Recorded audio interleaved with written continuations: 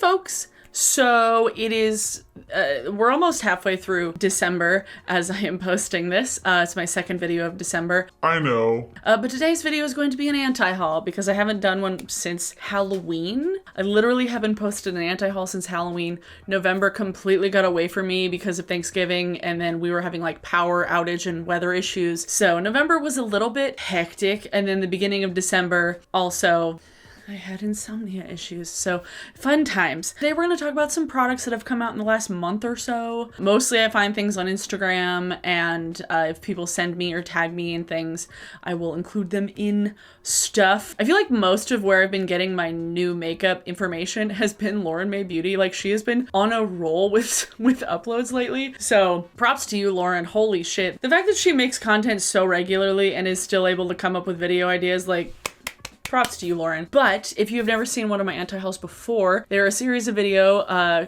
originally popularized by Kimberly Clark, who's a drag queen, activist, makeup creator, performer extraordinaire. I will leave a link to Kimberly's original anti-hauls below, as well as her channel, and as well as my previous, I don't know how many of these I've done at this point. Are we at like 55? 50 plus. So yeah, let's talk about some products and things that I don't need and I'm not going to buy. First, as a broad, I'm going to reiterate it again, because I think I might have talked about it at the end of Halloween.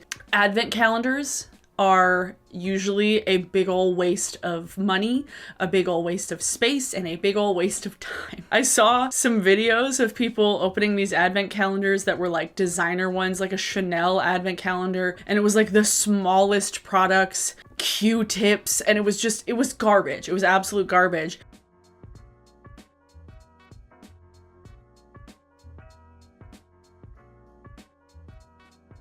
What I believe, at least with advent calendars, is that brands will find things that they have left at the end of the year. It's not necessarily a planned thing. It's like, okay, well, we'll just take what we got extra of and repackage it and sell it as an advent calendar, because then it's a surprise and people don't know what they're getting, and they don't know that they're spending anywhere from $50 to $200 on garbage.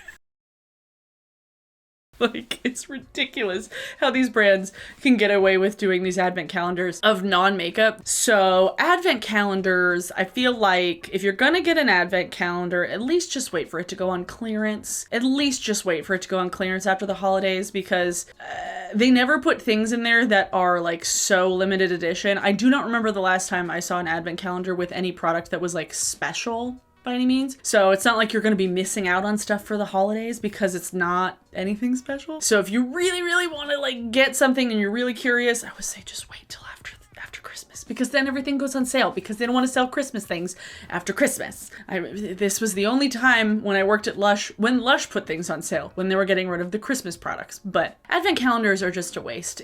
Get a chocolate advent calendar, wine advent calendar, cheese advent calendar. Oh my god, give me like a fancy cheese advent calendar. Hell yeah. Like a charcuterie advent calendar. Fuck me up, please. That sounds great. Yeah, advent calendars in makeup and skincare and beauty stuff, not my thing, and a waste of time. Okay, next product. Let's see. This is also another big kind of main point that I feel like I make every year, but I want to reiterate it again. Vaults of all of the products. ColourPop will do these vaults. I feel like I've seen like BH, Urban Decay have done vaults. There's been plenty of brands that have done like vaults of things where you get all of one thing, like all of the eyeliners or all of the lipsticks, and ColourPop does this regularly. And this year, right now, they actually have a vault of Super Shock shadows. And I will say, as much as I like the Super Shock shadow formula when you first buy it and when you're first using it, that stuff dries out very quickly. And for me, it never makes sense. I don't see how buying all of these Super Shock shadows, like you would be able to use all of them and use a lot of them even before they go dry, because I've only had maybe like, trying to think how many times I've actually owned a Super Shock shadow, maybe 10 maybe at the most. And I think one is still holding up, but the rest of them have dried out. And I tried using some rehydrators and it just makes the formula kind of funky. And I don't know, with how far makeup has come with formula and formula like perfection, I don't feel like Super Shock shadows are nearly as like special as they used to be. You know, when Super Shock shadows first came out, everybody was like, oh my god, what is this like wet powder? It was like it was a mousse. It was a squishy powder. It was really cool at the time. And it was like good and kind of gimmicky at the same time. But now I feel like there's been so many products that have come out that are better formulas that don't dry out as fast that the gimmick has kind of died off. And having a vault of shadows that dry out to where they're not really usable or not comfortable to wear. Why?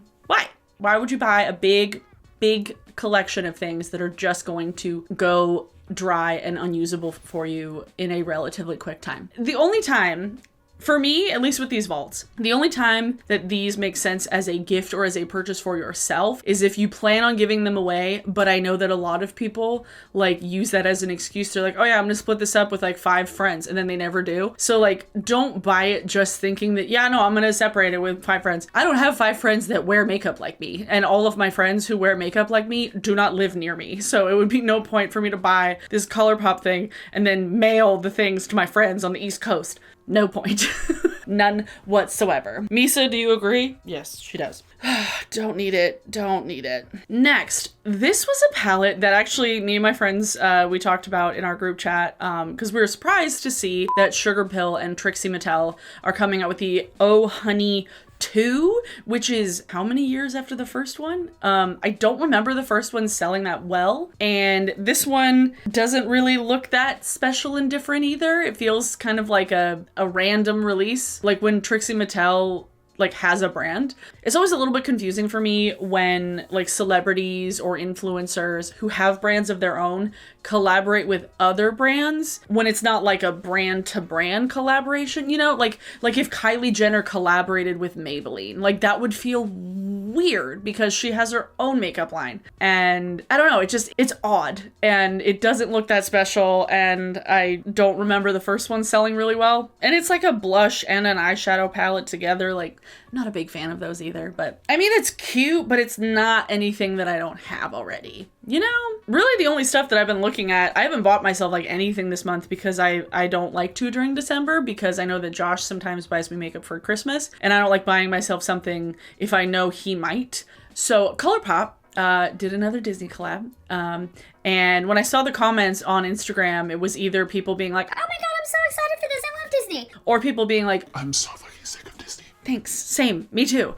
And it's a Small World collection and palette, which I don't remember that being like cool necessarily. I remember that being like a really creepy ride at Disneyland. The palette itself is like kind of whimsical looking. The pans themselves are like some are round, some are diamond shaped. So it's, again, not my favorite thing to have like differently shaped pans like that. But again, once again, Disney collaborating with literally everything, putting in no effort on their own. It's basically they're just like licensing out things. Brands are doing the work. Brands are making the products, and they're doing it lazily because they know that people are going to buy it. I was actually thinking about this today because one of my classes in college, we're having a little side tangent here.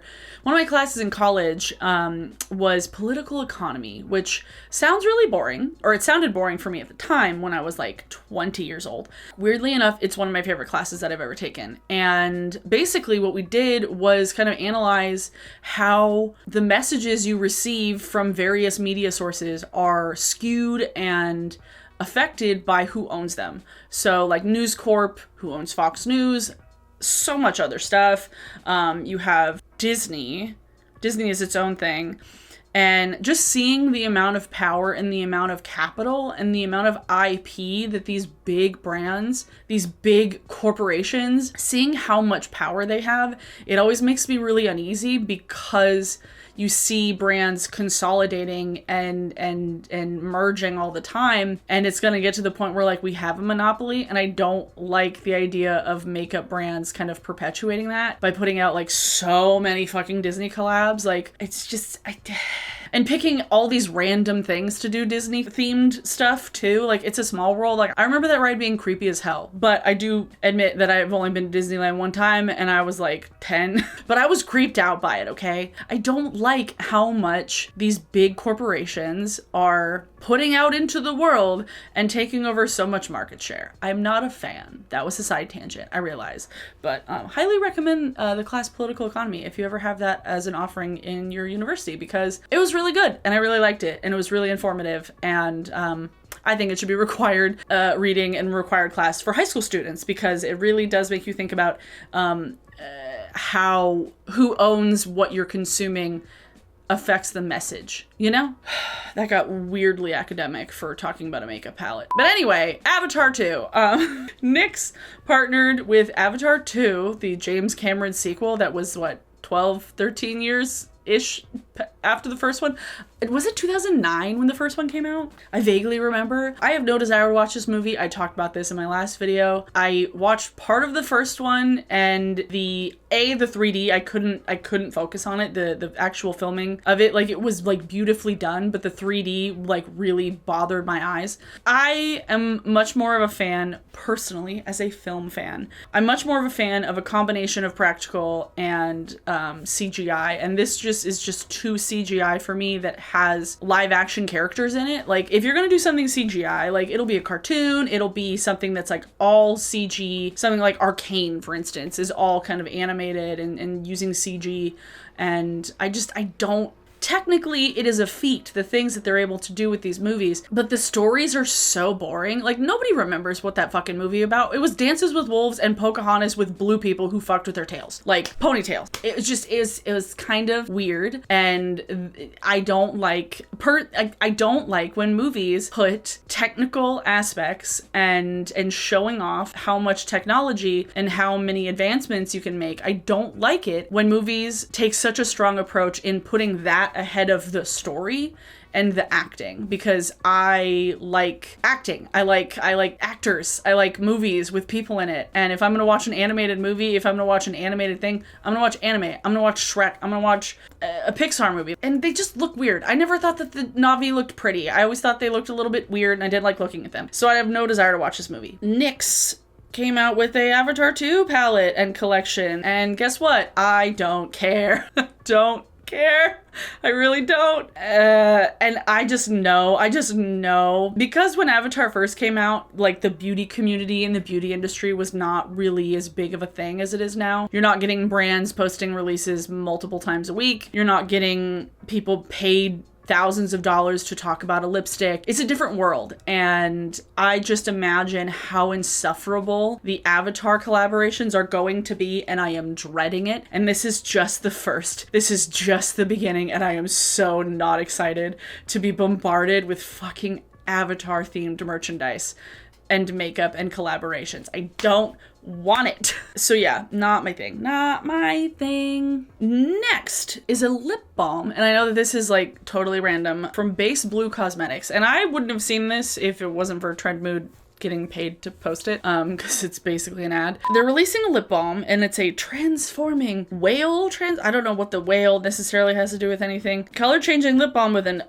ultra hydrating formula featuring a cute whale shape and 2 stripes colored in sky blue and ocean blue. It goes on blue, it reacts to your lips' pH level, and then transforms into the shade that is most flattering for you. For $13 for a pH pink lip balm. Wow. What year is it? This has been done multiple times by drugstore brands, by Lipstick Queen. I feel like several Korean brands, K-beauty brands have done it. It's been done so many times. And I will say, I've never actually bought anything from Base Blue Cosmetics, but I have gotten 2 of their packages in PR, and every time I was very confused. I was baffled. The first box I got, it was like these brushes. There was a brush that was like the most awkwardly shaped handle that we now use to brush off our anime figurines. Like the sturdier ones, we use the brush to do that, because I'm not using it. And then there was a liquid lipstick that came in the longest tube possible. I think I got rid of it actually because it was just bulky and I wasn't using it. And it had like an angel as the lid, and it was so bulky and weird, and like I never quite got what their shtick or their thing was. And then a few months later, I got another box in PR when I still had my PO box, and it was a box, like a full-on box with a box inside of it. And when you open that little box, like a little like pop-up, like a spring load, not like a Jack in the Box, but there was just like, you open the box. It was kind of like those cards that you open up and it's like, oh, something pops up. It was a pop-up box and it had like a little like ghost on the end of a little spring.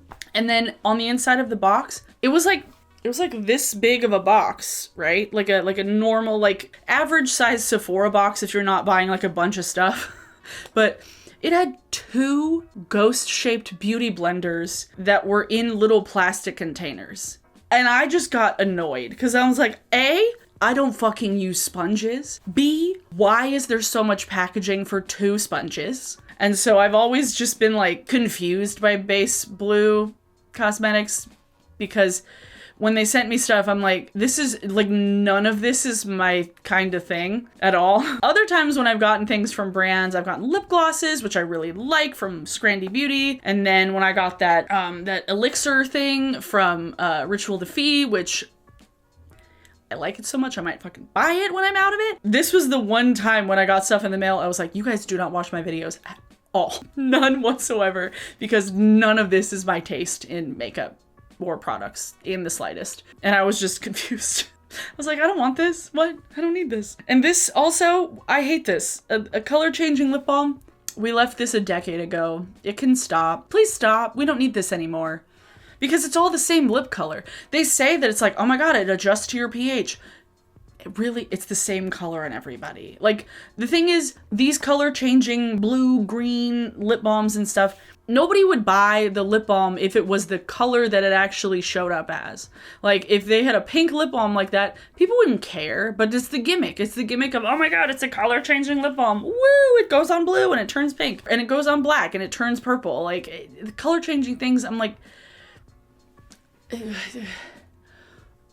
nobody is asking for these things anymore. Nobody is. And I feel like every time I see these, it's always the same comments of people being like, oh my God, what year is it? Nobody wants this. Stop it. And I'm one of those people. Kylie Jenner is dropping new lip kits. Again, what year is it? I mean, I know that like her first brand, her first things were like Kylie Jenner lip kits. It is kind of funny seeing, like, after being on YouTube and making makeup content for as long as I have, it is funny to see trends come back around from like 2016, because that's what's happening right now. You have things coming back from like the modern Renaissance era, like modern Renaissance, the palette, not the Renaissance era. You know what I mean? You have things coming back into style that, granted, probably a lot of people who are now buying makeup weren't buying makeup in 2016 because they were probably children. So I see why brands do it, but oh my God, as a 33-year-old woman, I am getting deja vu. Deja vu. I just been in this place before. Like, oh, there's this. Oh, I saw that before. It's so funny. Every time I look through these and get ideas for these videos, I'm like, have I repeated myself? Yeah, I have. I enjoy making them. You guys enjoy seeing them. I like these. They're fun.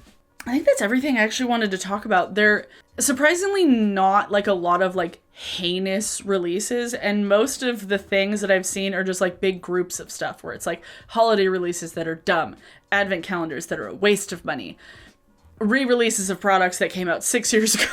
I did see that Jeffree Star released a new palette and it's ugly as hell, so like, that's cool. I enjoy seeing falls from grace from people who deserve to fall from grace. Anyway, that's everything I wanted to talk about in today's video. Like I said before, I will post links to my previous anti-hauls, Kimberly's channel, and Kimberly's anti-haul playlist as well. For today's song of the day. Oh my God.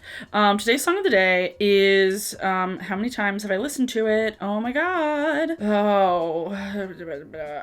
The News by Paramore. Okay, wait, we're doing 2 songs of the day because there's been 2 songs that have come out this week that, hit me in the best way. The News by Paramore came out today as I'm filming this, and oh my God, the music video is fantastic. The song, I was screaming it in my car so loud that by the time I got home from work, I was hoarse. I love it. It's a really good song and it's very poignant, and oh, I'm so excited for this whole record because oh my God, like I still need to do like my favorite music of the year, so we will do that at some point this month, so I'll maybe film that this weekend, I don't know. But The News from Paramore is one song of the day. The second is Lucky Just to Be Here by We Are Scientists, and when I tell you, when I first heard this song last week, cried.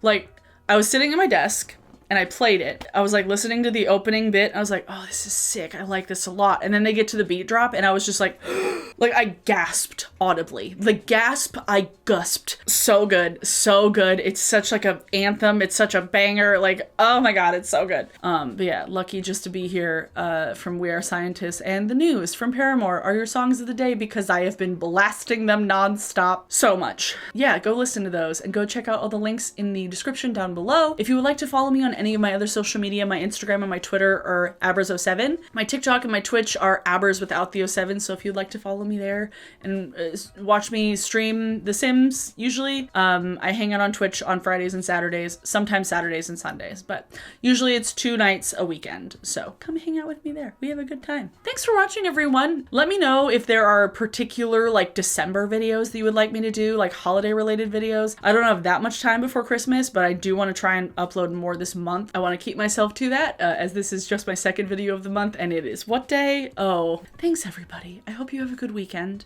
I hope you are staying dry. You are staying safe. It's not too cold. If it's not snowing, you're staying safe. Have a good weekend, everyone. And I will see you all next week. Bye.